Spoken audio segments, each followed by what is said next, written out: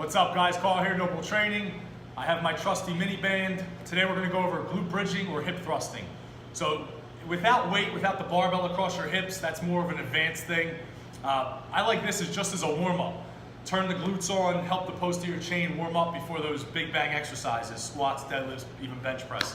So simply, blue band, put it around right below your knees. I used to believe higher was better above the kneecap, but I noticed when people would abduct their hips too much, the band would roll up. So no good. I think it's better off here to get better tension. So I'm gonna do shoulder elevated hip thrust or glute bridge. So what it'll look like is something like this. You'll see people thrust their hips up in the air. Very simple, very safe if you do it right. However, most people flare their neck back so they get cervical extension, no good. If my neck does that, chances are my thoracic, and then worse yet, my lumbar will do that. So you'll see people do this, no good, they go too high. If I bridge too high, my glutes are out of the game already. I'm using my low back now to get that height. So no good.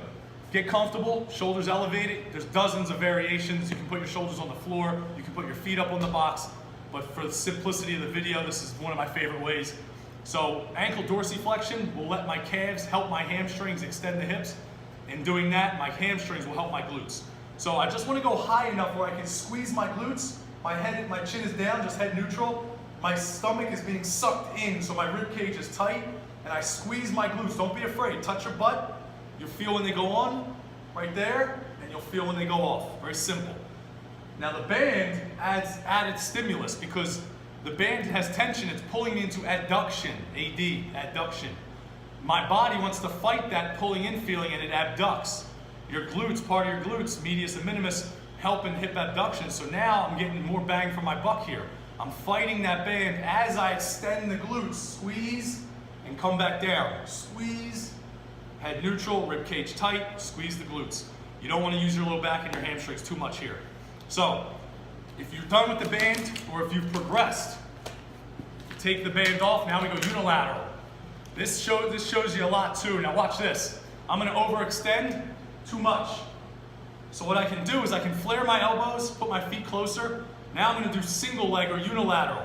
This will allow my pelvis to stay locked in the position because my hip is flexed, not extended. So I'm going to flex hip position, come down, shoot up. But notice I can't hyperextend my low back. It's almost impossible. If you're hypermobile, you could probably get away with it. But this is a safety pattern too because now I can't go too high. Squeeze my butt. And it's harder because now instead of having two legs bridging up, I'm just doing it on one. But this is a phenomenal way to warm your glutes up and fire that posterior chain before all your heavy hitting big bang exercises. So whether you do it in a workout or do it as a warm up, do it. Give it a shot.